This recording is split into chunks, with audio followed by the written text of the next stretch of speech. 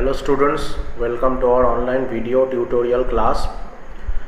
তোমরা আশা করি আগের দিনের যে ভিডিওটা আমি বানিয়েছিলাম সেটা তোমরা দেখেছো, যেটা সালোকসংশ্লেষের একদম ইন্ট্রোডাক্টরি পার্ট নিয়ে তৈরি ছিল।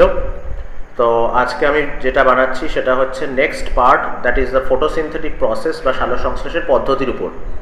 আগের দিন আমরা সালোকসংশ্লেষের জন্য কী কী পিগমেন্ট বা কী কী রকমের রঞ্জক পদার্থ দরকার ছিল, কী কী ফ্যাক্টর দরকার সালোকসংশ্লেষের জন্য বা ফটোসিনথেসিসের জন্য, সেগুলো সব আমরা তোমাদেরকে বলেছি।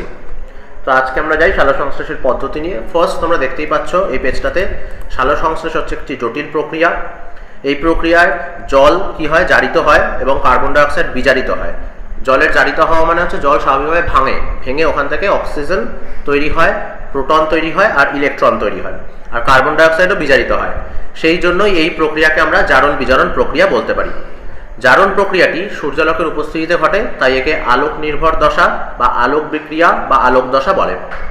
যেহেতু জারণ প্রক্রিয়াটা মানে জলের ভাঙনটা সেটা দিনের বেলা সূর্যালোকের উপস্থিতিতে ঘটছে, সেই জন্য একে আলোক নির্ভর দশা বা আলোক বিক্রিয়া বা আলোক দশা বলা হয়। ইংলিশে বলা হয় লাইট ফেজ।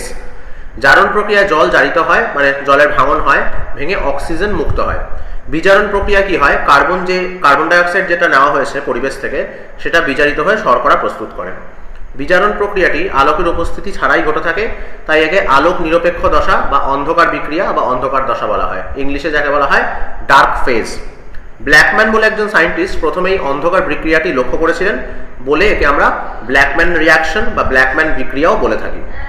মেলভিন কেলভিন বলে আরেকজন সায়েন্টিস্ট, তিনি এই দশাটির ধারাবাহিক বিবরণ দেন। ধারাবাহিক বিবরণ বলতে পুরো পদ্ধতিটি কিভাবে চলে, স্টেপ বাই স্টেপ পুরো যে প্রসিডিয়ারটা উনি সেটা বিবরণ দিয়েছিলেন। সেই জন্য এই অন্ধকার দশা বা ডার্ক ফেজের যে রিয়াকশন বা টোটাল যে বিক্রিয়াটা রয়েছে সেটাকে আমরা কেলভিন চক্রও বলে থাকি। চলে যাচ্ছি পরের পেজে, পেজ নাম্বার 57। প্রথমে আমরা ডিসকাস শুরু করছি আলোক নির্ভর দশা বা আলোক দশাকে নিয়ে, যেটাকে দেখতেই পাচ্ছ পাশে লেখা রয়েছে light dependent phase or light phase. সংঘটন স্থান কোথায়? ক্লোরোপ্লাস্টের গ্রানা। এটা অবশ্যই আমাদের মনে রাখতে হবে যে আলোক নির্ভর দশা বা আলোক দশা বা লাইট ডিপেন্ডেন্ট ফেজ এটা পুরোটাই ঘটে ক্লোরোপ্লাস্টের গ্রানা অংশে। সংঘটন স্থান কোথায় বলেই দিলাম অলরেডি। পর্যায় বলতে এখানে কতগুলো স্টেপস আছে, কি কি স্টেপস দেখে নেওয়া যাক। প্রথমে আছে সৌরশক্তির আবদ্ধকরণ, তারপর আছে ক্লোরোফিলের সক্রিয়করণ, তারপর আছে জলের আলোক বিশ্লেষণ বা ফটোলাইসিস, তারপর আছে অক্সিজেন উৎপাদন। এই চারটে স্টেপ। তারপরে আছে এনএডিপির বিজারণ এবং তারপর আছে ফটোফসফোরাইলেশন। এই কটা স্টেপ নিয়ে স্পেসিফিক্যালি আমাদের আলোক দশা বা লাইট ফেজ রয়েছে। তো শুরু করা যাক প্রথম স্টেপ দিয়ে, যেটা হচ্ছে সৌরশক্তির আবদ্ধকরণ। সৌরশক্তির আবদ্ধকরণে আমরা দেখতেই পাচ্ছি যে ক্লোরোপ্লাস্টের গ্রানার যে থাইলাকয়েড পর্দা থাকে, গ্রানার মধ্যে তোমরা হয়তো জানো যে গ্রানা হচ্ছে অ্যাকচুয়ালি স্ট্যাক অফ প্লেটস নিয়ে তৈরি, এবং ওই স্ট্যাক অফ প্লেটস মানে অনেকগুলো থালা বা অনেকগুলো ডিস্ক পুরো স্তরীভূতভাবে সাজানো রয়েছে, মানে থরে থরে সাজানো আছে। তো ওই যে স্ট্যাক অফ প্লেটসের যে স্ট্রাকচার, তার মধ্যে প্রতিটা যে ডিস্ক বা প্রতিটা যে প্লেট আছে সেগুলোকে আমরা বলি থাইলাকয়েড। তো তার পর্দায় অবস্থিত কি আছে, কোয়ান্টোজোম বলে একটি পদার্থ। কোয়ান্টোজোম জিনিসটা কি, 150 থেকে 200টা ক্লোরোফিল অণু নিয়ে তৈরি হয়েছে একটা ইউনিট, যেটা ফটোসিনথেসিস বা সালোক সংশ্লেষে সাহায্য করছে। তাকে আমরা বলছি কোয়ান্টোজোম কণা বা কোয়ান্টোজোম ইউনিট।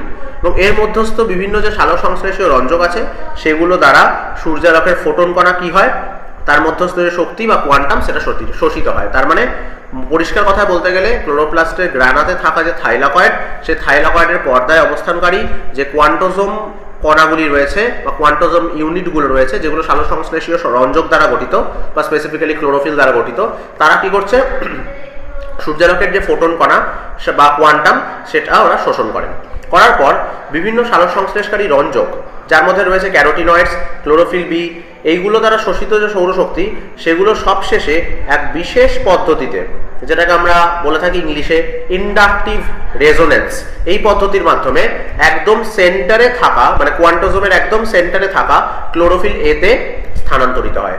এবং এখানে একটা জিনিস তোমরা দেখতে পাচ্ছ লেখা রয়েছে P680 বা P700। এই দুটো কি, 680 হচ্ছে গিয়ে ওয়েভলেন্থ অর তরঙ্গ দৈর্ঘ্য লাইটের, আরেকটা হতে পারে 700 ন্যানোমিটার। এই 600 এবং 680 এবং 700 দুটোই ন্যানোমিটারে আছে, এবং 680 বোঝাচ্ছে আমাদের লাইটের তরঙ্গ দৈর্ঘ্য, অ্যাজ ওয়েল অ্যাজ 700ও কিন্তু লাইটেরই তরঙ্গ দৈর্ঘ্য।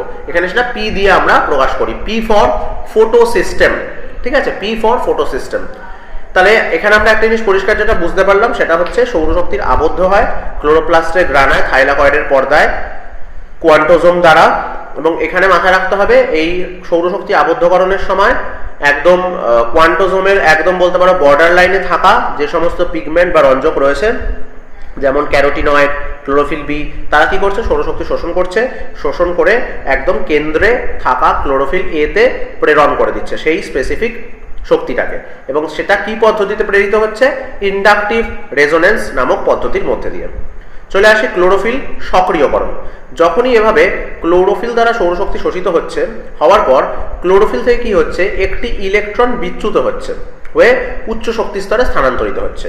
এবার প্রশ্ন হচ্ছে এই ইলেকট্রন আসলো কোত্থেকে?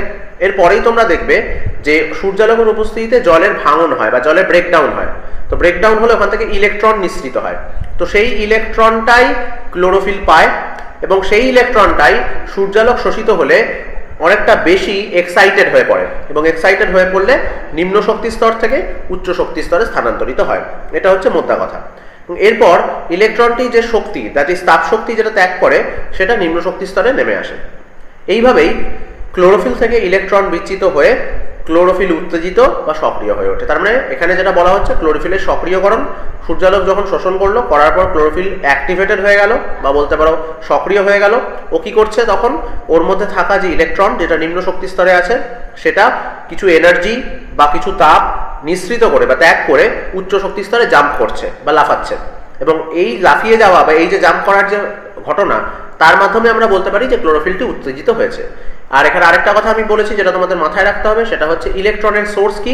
ইলেকট্রনের সোর্স অবশ্যই জলের যে ভাঙন ঘটেছে বা জলের যে ব্রেকডাউন হয়েছে, সেটাই কেবলমাত্র কিন্তু ইলেকট্রনের সোর্স বা উৎস। চলে আসি থার্ড স্টেপ, যেটা তোমরা দেখতে পাচ্ছ, জলের আলোক বিশ্লেষণ বা ফটোলাইসিস, যেটা আমি এখনই বলছিলাম। সূর্যালোকের উপস্থিতিতে কি হয়? দিনের বেলা ক্লোরোফিলের দ্বারা জল বিশ্লিষ্ট হয়। কিসে কিসে বিশ্লিষ্ট হয়? প্রথমে হাইড্রোজেনে আর হাইড্রক্সিলে। এবং খালি হাইড্রোজেন বা হাইড্রক্সিলই খালি নয়, তার সাথে সাথে হাইড্রোজেন তো তোমরা দেখতেই পাচ্ছ, প্রোটন, তার সাথে সাথে ইলেকট্রনও কিন্তু তৈরি হয়।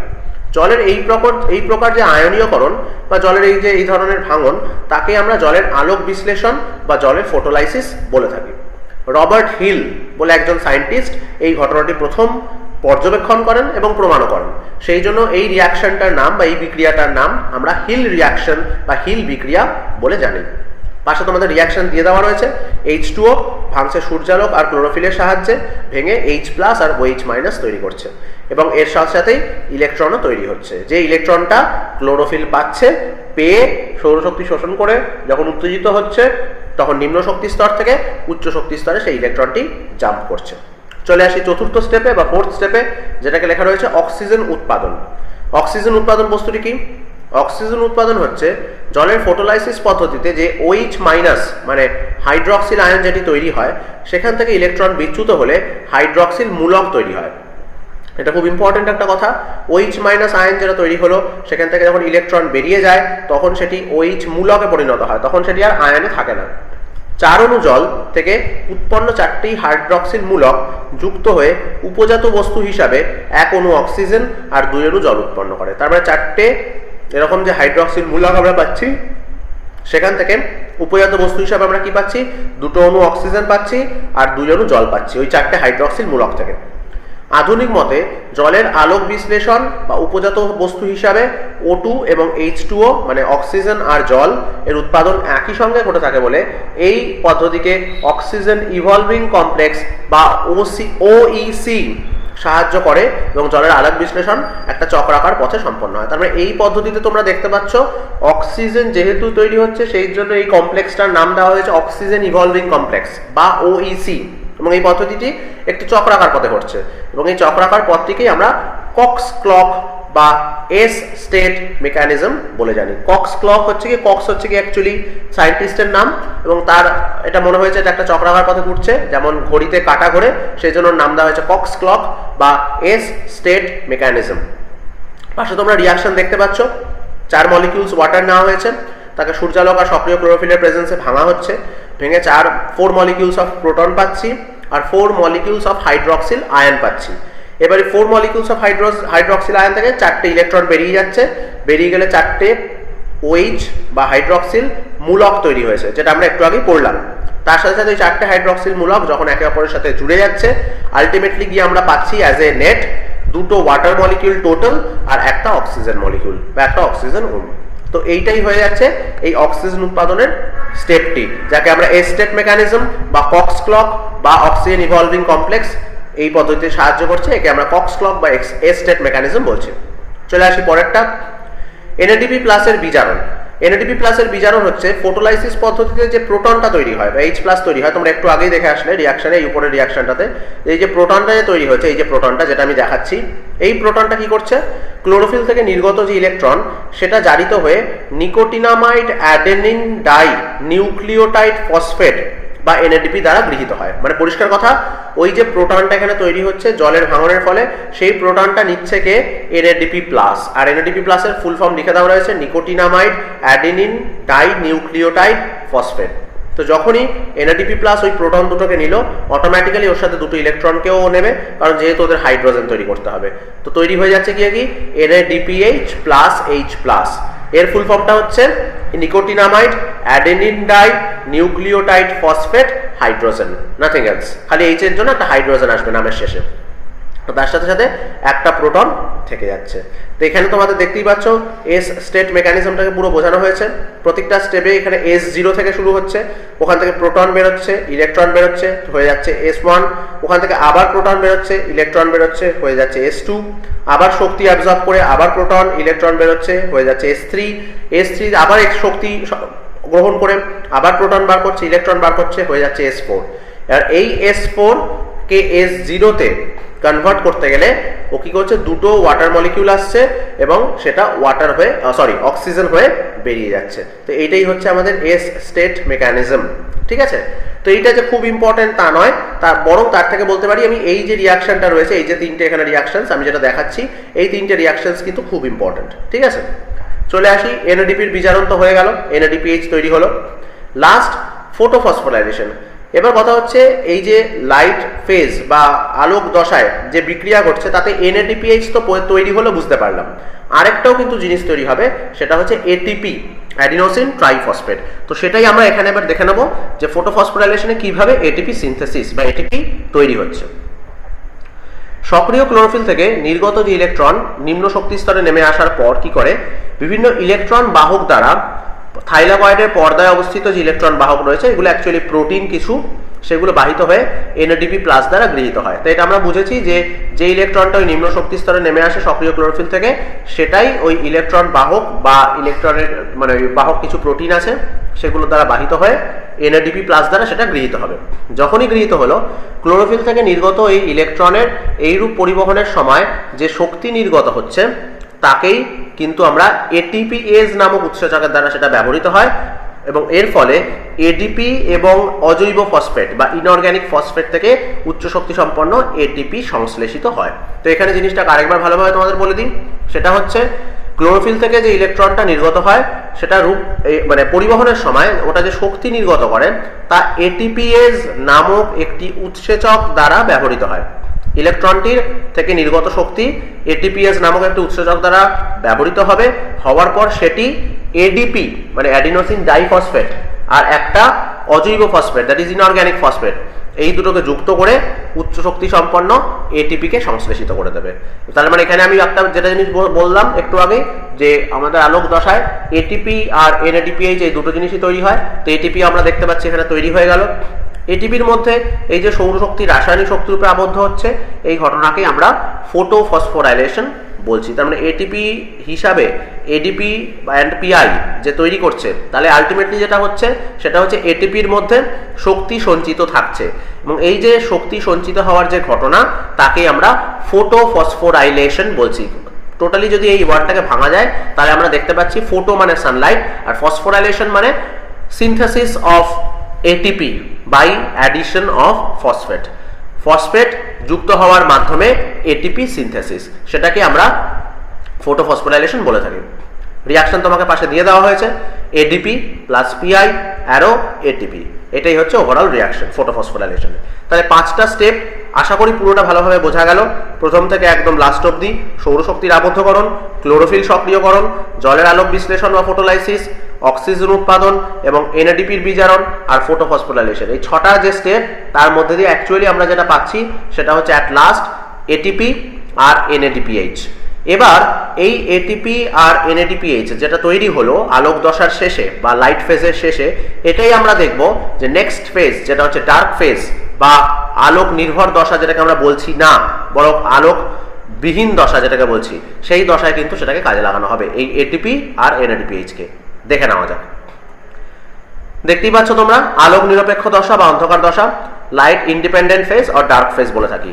হ্যাঁ, এখানে একটা জিনিস কিন্তু তোমরা গুলিয়ে ফেলবে না যে এই দশাটি যে রাত্রেবেলায় ঘটে তা কিন্তু নয়, দিনের বেলাতেই ঘটবে, কিন্তু লাইটের কোনো দরকার নেই, সেই জন্য একে আমরা আলোক নিরপেক্ষ দশা হিসাবেও বলতে পারি।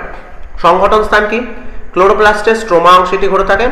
পর্যায় CO2 স্থিতিকরণ, কি কি পর্যায় আছে একবার দেখে নেওয়া যাক। প্রথমেই রয়েছে CO2 স্থিতিকরণ, তারপর আছে ফসফোগ্লিসারিক অ্যাসিড সংশ্লেষ, আর তৃতীয়ত আছে PGA এর বিজারণ, আর চতুর্থত আছে RUBPর পুনরুৎপাদন, আর পঞ্চম বা লাস্ট স্টেজ আছে সেটা হচ্ছে গিয়ে গ্লুকোজ সংশ্লেষ। তাহলে এই 5টা স্টেপে কিন্তু টোটাল আমাদের যে ডার্ক ফেজ বা অন্ধকার দশা সেটা কিন্তু সম্পন্ন হয়। এবং এটা আবারও বলছি, ক্লোরোপ্লাস্টের স্ট্রোমায় এই বিক্রিয়াগুলি ঘটে থাকে। চলে আসি প্রতিটা স্টেপে। প্রথম পর্যায় CO2 স্থিতিকরণ। CO2 স্থিতিকরণ মানে উদ্ভিদ আলোক সংশ্লেষ পদ্ধতিতে বা ফটোসিনথেসিস প্রক্রিয়ায় যে CO2 গ্রহণ করে পরিবেশ থেকে, সেটার স্থিতিকরণ বা সেটার ফার্দার মানে ইউজ হওয়াটা দরকার।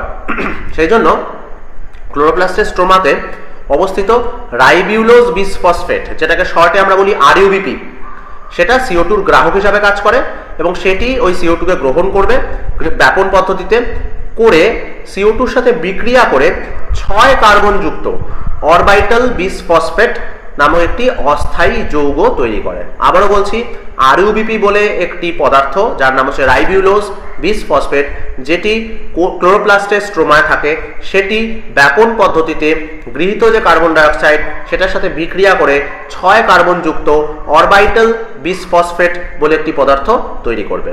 এবং আমরা জানি এটি একটি অস্থায়ী যৌগ, সেটা বেশিক্ষণ স্থায়ী হয় না।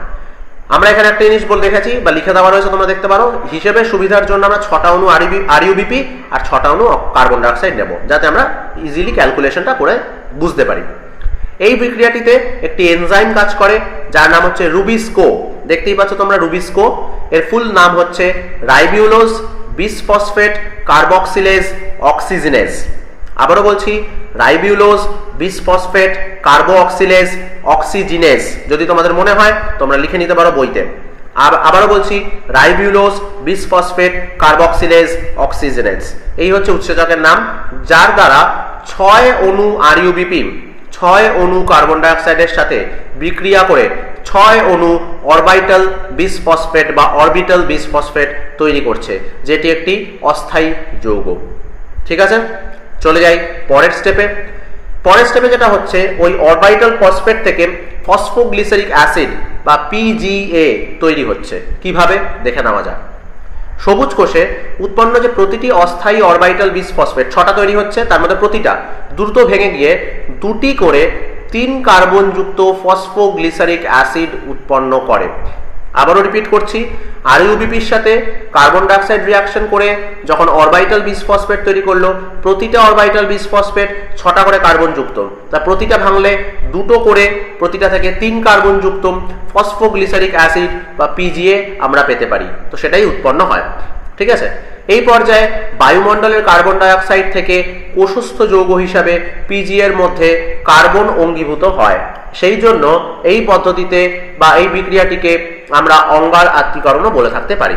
তাই এই অঙ্গার আত্তীকরণ বলতে আমরা যেটা বুঝতে পারছি সেটা হচ্ছে 6টা অরবিটাল বিসফসফেট ভেঙে গিয়ে 12খানা ফসফোগ্লিসারিক অ্যাসিড বা PGA তৈরি করছে।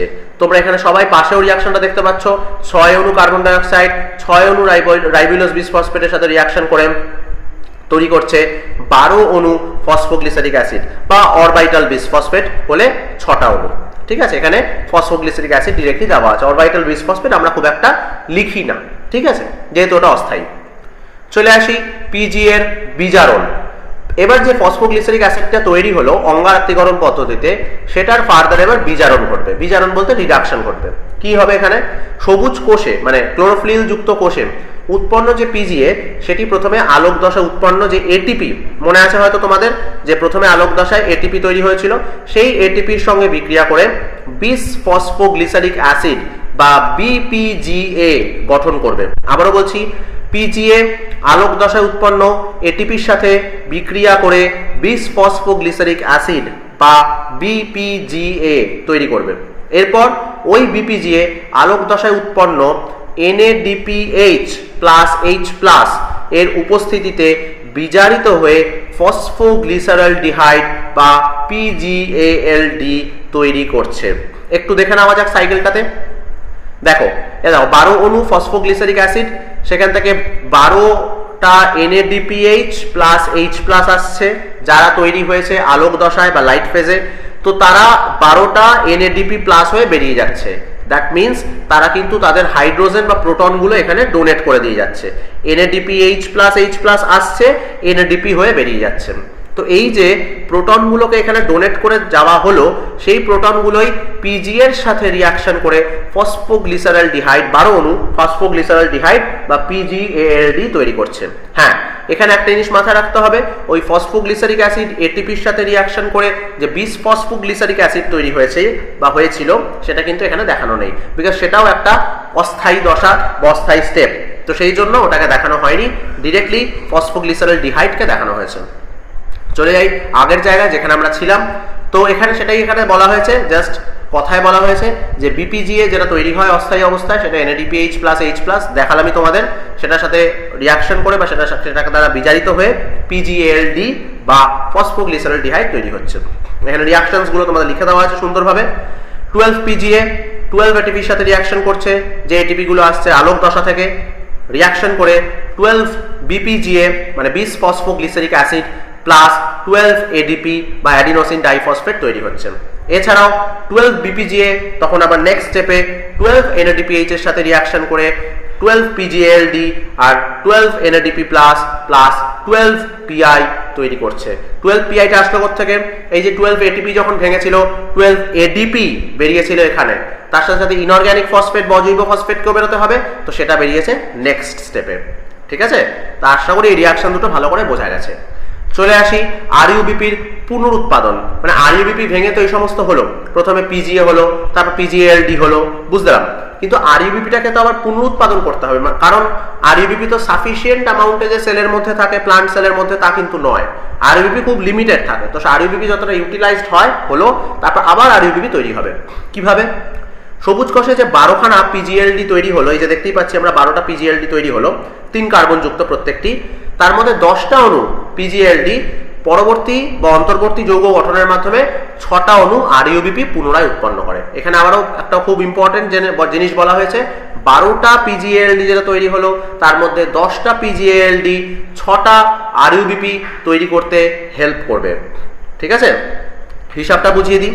দেখো 10টা PGALD প্রত্যেকটা 3 কার্বন যুক্ত, তাহলে টোটাল হয়ে গেল 30টা কার্বন। তাহলে ওখান থেকে যদি আমরা RUBP তৈরি করতে যাই, RUBP প্রত্যেকটা 6টা করে কার্বন দিয়ে তৈরি, তাহলে অটোমেটিক্যালি RUBP 5টা কার্বন দিয়ে তৈরি, তো অটোমেটিক্যালি 6টা RUBP তৈরি হতে পারবে। কারণ এখানে দেখো 10টা PGALD প্রত্যেকটা 3টে করে, তাহলে 3 10 30টা কার্বন টোটাল, তো ওখান থেকে 5 কার্বন যুক্ত কোনো পদার্থ সেরকম 6টা তৈরি হতে পারে, তো সেই জন্য 6 RUBP তৈরি হচ্ছে 10টা PGALD থেকে। বোঝা গেল রিয়াকশনটা? চলে আসি লাস্ট স্টেপে, যেটা হচ্ছে গ্লুকোজ সংশ্লেষ। এই স্টেপে কি দেখা যাচ্ছে, সবুজ কোষে অবশিষ্ট যে দুটো PGALD থাকে, 10টা তো ইউটিলাইজড হয়ে গেল RUBP পুনরুৎপাদনের জন্য, রয়ে গেল দুটো, সেইগুলো অন্তর্বর্তী যৌগ গঠনের মাধ্যমে 6টা কার্বন বিশিষ্ট গ্লুকোজ তৈরি করছে। ভালো করে জিনিসটা ভেবে দেখো, দুটো PGALD থাকছে, তার মানে কটা কার্বন থাকছে, প্রতিটার মধ্যে 3টে করে আছে, তার মানে 6টা কার্বন। এই 6টা কার্বন দিয়ে তৈরি হচ্ছে একটা গ্লুকোজ, কারণ এক একটা গ্লুকোজ 6টা করে কার্বন দিয়ে তৈরি, C6H12O6, that is a structural formula. তাহলে আশা করি এই অন্ধকার দশায় কি কি হচ্ছে তোমরা পরিষ্কারভাবে প্রতিটা স্টেপের মধ্যে দিয়ে বুঝতে পেরেছো, আশা করছি। নেক্সট এবার আমরা দেখি সালোক সংশ্লেষের তাৎপর্য। সালোক সংশ্লেষের তাৎপর্য বলতে আমরা বুঝতেই পারছি যে সৌরশক্তি আবদ্ধকরণ এটা একটি তাৎপর্য, আর দ্বিতীয় তাৎপর্য হচ্ছে O2 আর CO2-র ভারসাম্য রক্ষা। কিভাবে? সৌরশক্তির আবদ্ধকরণ বা রূপান্তর, শক্তির মূল উৎস হচ্ছে সূর্য, আমরা এটা জানি, একমাত্র সূর্যই বা সবুজ উদ্ভিদরাই সালোক সংশ্লেষের সময় সৌরশক্তিকে শোষণ করে রাসায়নিক শক্তিতে রূপান্তরিত করতে পারে এবং সেটিকে এটিপির মধ্যে শক্তি হিসাবে আবদ্ধ করতে পারে। পরে ওই শক্তি উৎপন্ন খাদ্যের মধ্যে স্থৈতিক শক্তি রূপে সঞ্চিত হয়। স্থৈতিক শক্তি বলতে স্থিতিশক্তির কথা বলা হচ্ছে, পোটেনশিয়াল এনার্জি, তো সেটা হিসাবে সঞ্চিত হয়। উদ্ভিদ নিজে এবং অন্যান্য জীব বিশেষত প্রাণীরা ওই খাদ্য যে গ্রহণ করে দেহকোষে খাদ্যের জারণ প্রক্রিয়ায় গতিশক্তি উৎপন্ন করার পর যার দ্বারা যাবতীয় বিপাক্রিয়া এগুলো নিয়ন্ত্রিত হয়। কাঠ, কয়লা, পেট্রোল এগুলোর মধ্যে যে শক্তি নিহিত থাকে সেগুলোও কিন্তু অনেক বছর আগেকার উদ্ভিদের মধ্যে সংরক্ষিত সৌরশক্তি। যে সৌরশক্তি নিয়েছিল উদ্ভিদ ক্লোরোফিলের দ্বারা, সেই সৌরশক্তি খাদ্যরূপে বা সেই সৌরশক্তি বলতে পারো রাসায়নিক শক্তিরূপে উদ্ভিদের প্রতিটি অংশে, যেমন কাঠ, কয়লা, পেট্রোল এগুলোর মধ্যেও রয়েছে এবং সেগুলোকে যখন আমরা জ্বালাচ্ছি সেখান থেকে যে তাপ নির্গত হচ্ছে তার মানে সেই শক্তিটাই ওখান থেকে বেরিয়ে আসছে। ঠিক আছে, তার মানে সালোক সংশ্লেষের তাৎপর্য কিন্তু সৌরশক্তির আবদ্ধকরণ এবং তার রূপান্তর রাসায়নিক শক্তিতে, এবং সেটি আমরা পরবর্তীকালে পেয়ে থাকি খাদ্যের মাধ্যমে, কোনো জ্বালানিকে জ্বালানোর মাধ্যমে। নেক্সট, পরিবেশে O2 এবং CO2 ভারসাম্য রক্ষা। এটা খুবই ইজি পয়েন্ট। আমরা জানি সালোক সংশ্লেষ পদ্ধতিতে উদ্ভিদ পরিবেশ থেকে প্রচুর পরিমাণে কার্বন ডাইঅক্সাইড শোষণ করে, কারণ আমাদের বায়ুতে অক্সিজেনের পরিমাণ আমরা জানি 20.60% and CO2 পরিমাণ 0.03%। তো CO2 পার্সেন্টেজ অলওয়েজ কম থাকার কারণটাই হচ্ছে উদ্ভিদ ফটোসিনথেসিস পদ্ধতিতে প্রচুর পরিমাণে এই কার্বন ডাইঅক্সাইড শোষিত করে পরিবেশ থেকে এবং তার পরিবর্তে প্রচুর পরিমাণে অক্সিজেন ছাড়ে। তো সেই জন্য অক্সিজেনের কনসেন্ট্রেশন সবসময় বাতাসে বেশি কার্বন ডাইঅক্সাইডের থেকে। কিন্তু যদি দেখা যায় যে কোনো একটি পরিবেশে গাছ নেই বা গাছ কেটে ফেলা হচ্ছে, তাহলে অবশ্যই দিনের পর দিন এটা দেখা যাবে আস্তে আস্তে অক্সিজেনের যে পার্সেন্টেজ বা অক্সিজেনের যে কনসেন্ট্রেশন সেটা আস্তে আস্তে ধীরে ধীরে কমে যাবে এবং কার্বন ডাইঅক্সাইডের কনসেন্ট্রেশন কিন্তু ধীরে ধীরে দিনের পর দিন বাড়বে। তার মানে এই যে O2 এবং CO2 ভারসাম্য রক্ষা অন্যান্য প্রাণীদের সাথে, সেটা কিন্তু আমাদের এই উদ্ভিদই করে থাকছে। অন্যান্য প্রাণীরা কার্বন ডাইঅক্সাইড নির্গত করছে, সেই কার্বন ডাইঅক্সাইড উদ্ভিদ নিচ্ছে, আর উদ্ভিদ যে অক্সিজেন নির্গত করছে আফটার ফটোসিনথেসিস সেটা আবার অন্যান্য প্রাণীরা নিয়ে বেঁচে থাকছে। তো এইভাবেই কিন্তু অক্সিজেন আর কার্বন ডাইঅক্সাইডের ভারসাম্য বজায় থাকে। তাহলে এতটা অবধি আমরা যেটা পড়লাম সেটা হচ্ছে টোটাল সালোক সংশ্লেষ পদ্ধতি কিভাবে ঘটে আলোক দশা এবং অন্ধকার দশায়, তার যাবতীয় রিয়াকশনস পড়লাম। পাশের যে রিয়াকশনসগুলো আমরা স্পেসিফিক্যালি পড়লাম, যেমন ধরো এই রিয়াকশনটা আমরা দেখতেই পাচ্ছি, তারপরে ধরো এইটা হচ্ছে নর্মাল সালোক সংশ্লেষের যে রিয়াকশন, যেটা 6CO2 + 12H2O, সেখান থেকে তৈরি হয় C6H12O6 + 6H2O + 6O2।